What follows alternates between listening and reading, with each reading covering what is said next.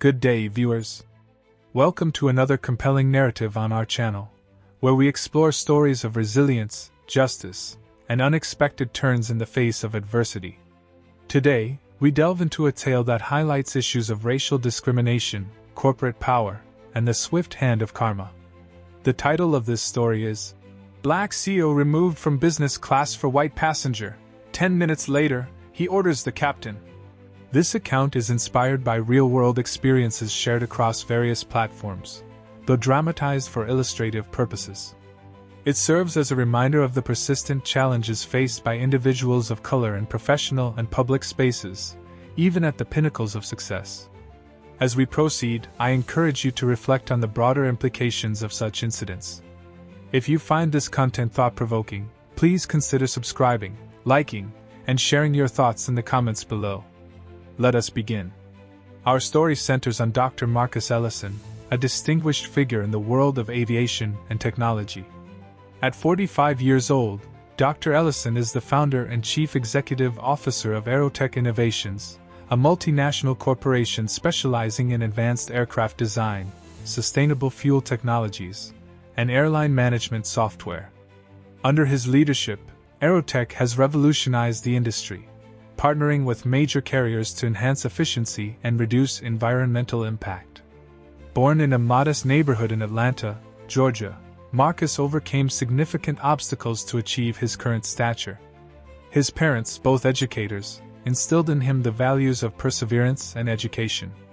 Marcus excelled academically, earning a scholarship to study aerospace engineering at the Massachusetts Institute of Technology. There, he not only graduated with honors but also developed patented technologies that laid the foundation for his company. By his early 30s, Marcus had built Aerotech from a small startup in a garage to a billion-dollar enterprise with offices in New York, London, and Dubai.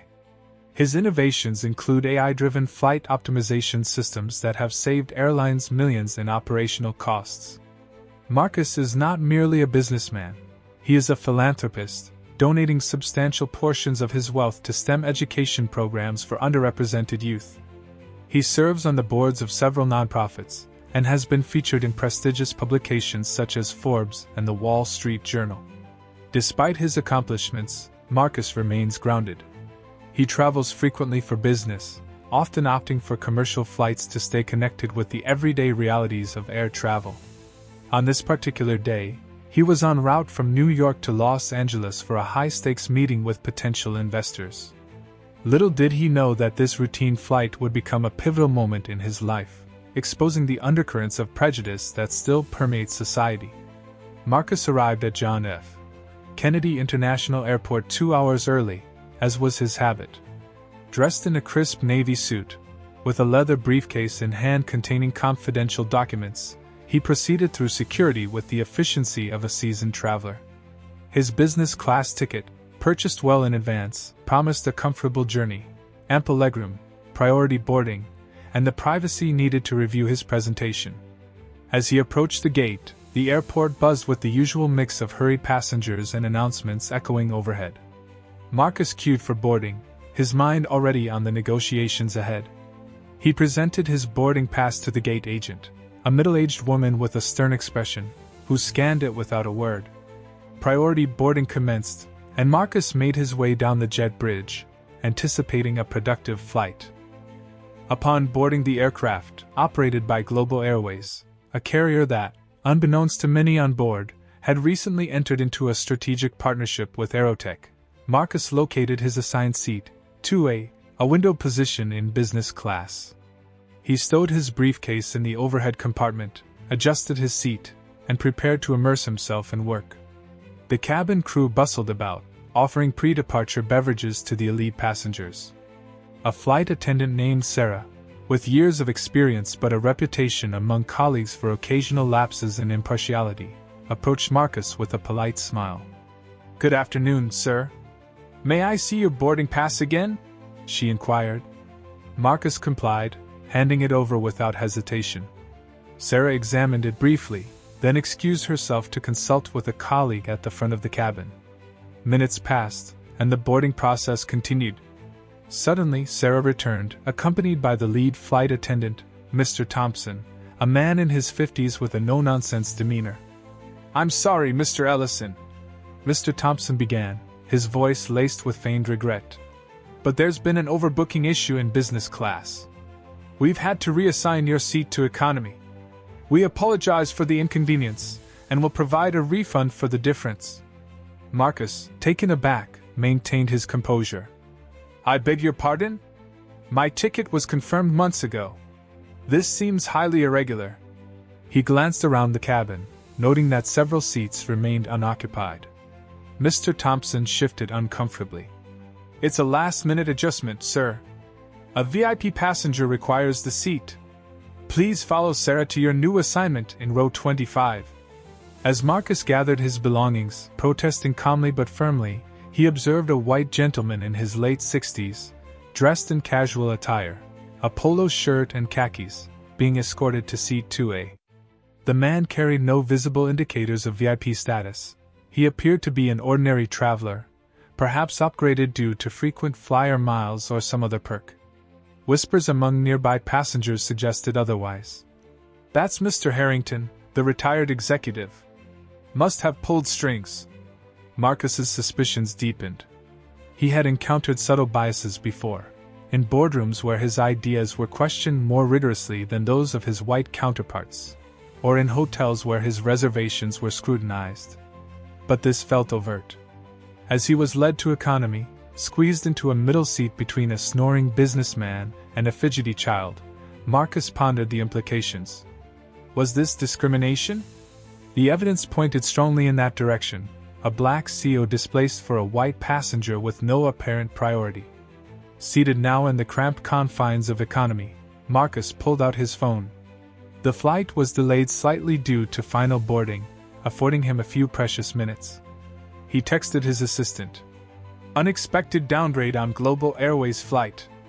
Investigate immediately." His assistant, efficient as always, responded promptly. "On it, sir. Checking records now."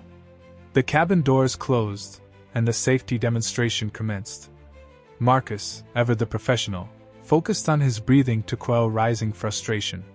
He knew that reacting impulsively could escalate the situation unnecessarily. Instead, he turned his attention to the partnership details between Aerotech and Global Airways. It was then that a realization dawned.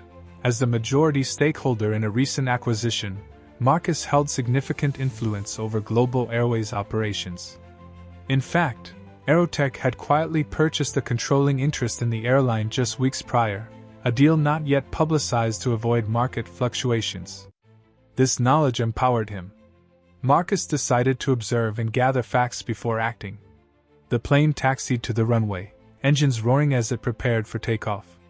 Passengers settled in, unaware of the storm brewing in row 25. Approximately 10 minutes after takeoff, as the aircraft reached cruising altitude and the seatbelt sign dimmed, Marcus received a confirmatory email from his legal team. It detailed the partnership. Aerotech's acquisition granted him veto power over key operational decisions, including personnel matters on flights. More crucially, as the de facto owner, he could issue directives to the flight crew in emergencies or exceptional circumstances. Composed and resolute, Marcus unbuckled his seatbelt and made his way forward, navigating the narrow aisle with purpose. He approached the business class curtain, where Sarah stood guard. "Sir, economy passengers are not permitted in this section," she stated firmly. Marcus replied evenly. "I need to speak with the captain. It's a matter of utmost importance regarding airline protocol." Sarah hesitated, but something in Marcus's authoritative tone compelled her to comply. She radioed the cockpit, and moments later, the captain, a veteran pilot named Captain Reynolds, emerged. Tall and composed, with a mustache grayed by years of service, Captain Reynolds addressed Marcus. "How can I assist you, sir?" Marcus introduced himself fully. "Captain Reynolds, I am Dr. Marcus Ellison, CEO of Aerotech Innovations. As you may or may not be aware, Aerotech recently acquired a controlling stake in Global Airways. I was unjustly removed from my business class seat to accommodate another passenger, an action that violates company policy and federal anti-discrimination laws." The captain's eyes widened in recognition. He had received a memo about the acquisition but hadn't connected the dots to the passenger before him. Dr. Ellison? The Dr. Ellison? My apologies. I wasn't informed of your presence on this flight. Marcus nodded. Indeed. Now, as the principal stakeholder, I am exercising my authority. First, reinstate me to my original seat. Second, ensure that the individual responsible for this error, Mr. Thompson and Sarah, receive appropriate counseling upon landing. Third, I order you to make an announcement apologizing for the inconvenience and reaffirming Global Airways' commitment to equality.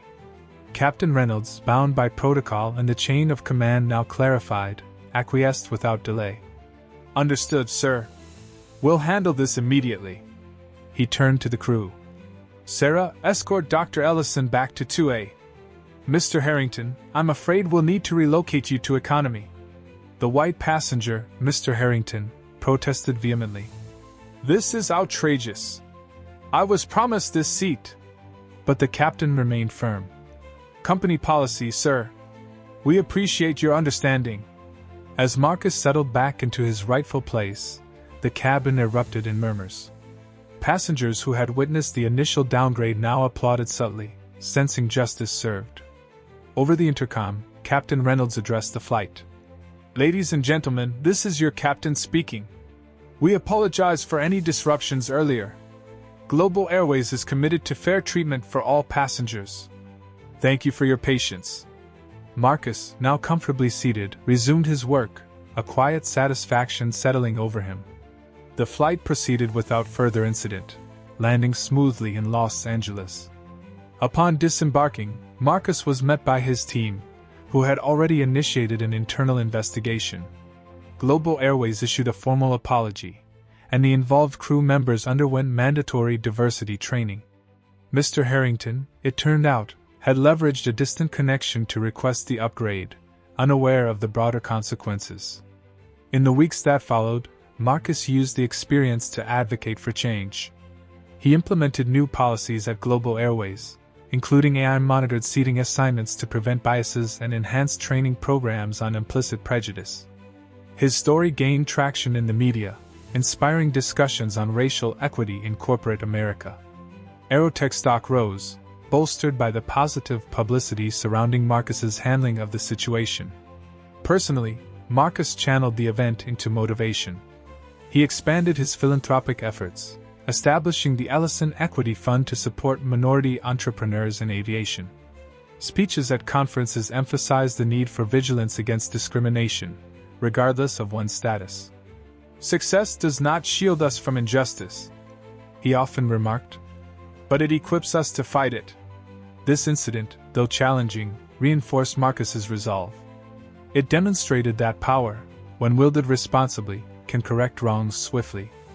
For the passengers on that flight, it was a lesson in humility. For society at large, a call to examine systemic biases.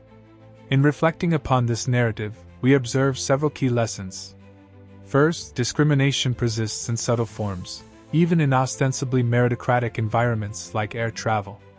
Second, empowerment through knowledge and position can lead to rapid rectification of injustices. Third, stories like Dr. Ellison's underscore the importance of allyship and institutional reform.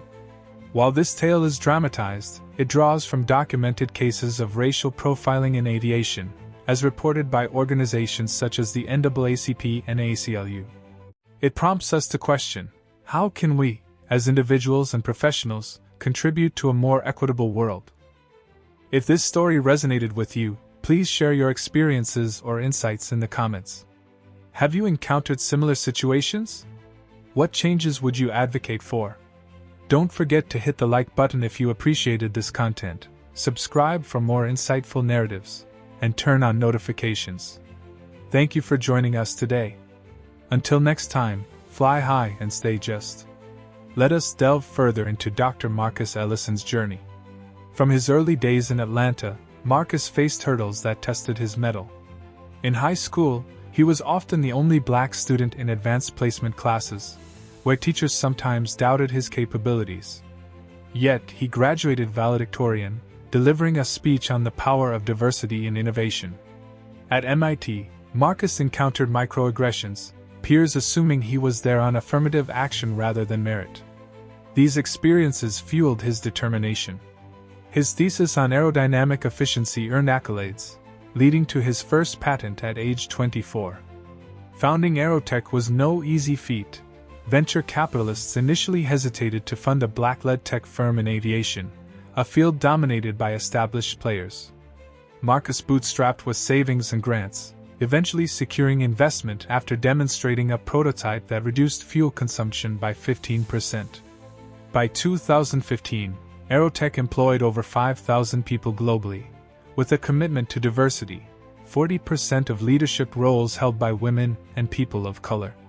Marcus's personal life reflected his values. Married to Dr. Elena Ramirez, a renowned environmental scientist, they have 2 children whom they raise with lessons on empathy and resilience. On the day of the flight, Marcus was not just traveling for business, he was en route to announce a breakthrough in electric propulsion systems, potentially transforming commercial aviation. His routine included meditation and reading industry reports. As he boarded, he exchanged pleasantries with fellow passengers, embodying the professionalism that defined him. The downgrade unfolded with excruciating detail. When Sarah first approached, Marcus sensed unease in her tone.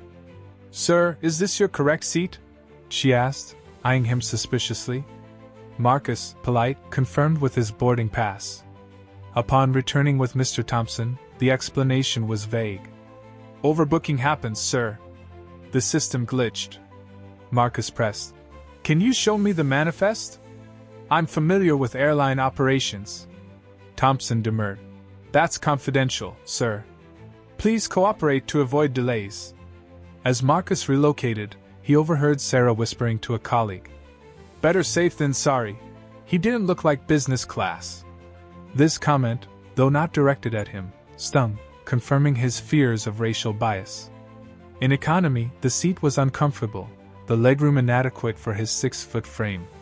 The child next to him spilled juice on his suit, adding insult to injury. Marcus's mind raced. He recalled similar stories from friends.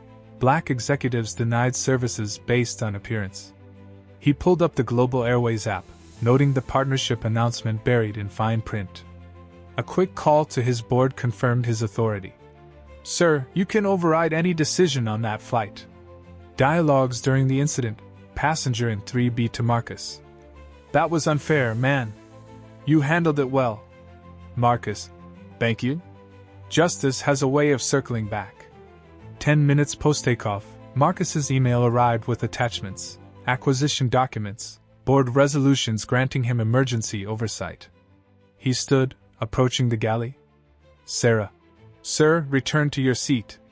Marcus. "I must speak to the captain. It's about company ownership." Captain Reynolds, upon hearing, verified via his tablet. "My God, Dr. Ellison. We're honored to have you aboard. What happened is unacceptable." Marcus outlined demands. "Restore my seat, discipline the staff, and announce commitment to inclusivity." Relocation scene, Harrington. "This is discrimination against me." Captain. "No, sir. It's policy enforcement." Passengers cheered as Marcus returned, one saying, "About time someone stood up." Post-landing, media swarmed. Headlines: CEO turns tables on airline bias. Marcus held a press conference. "This isn't about me, it's about systemic change." Policies implemented: bias detection AI in staffing, anonymous reporting lines. Personal growth: Marcus mentored young professionals, sharing, "Use your power for good." The fund raised $10 million in its first year. Expanded Act 5, in-depth commentary, 55:0065:00. Narrator: analyzing this, we see intersections of race, class, and power. Studies from Harvard Business Review show black executives face 35% more scrutiny. Solutions include training, accountability. Viewer, what reforms do you suggest? This story illustrates that while progress is made, vigilance is key. Thank you for watching this extended narrative.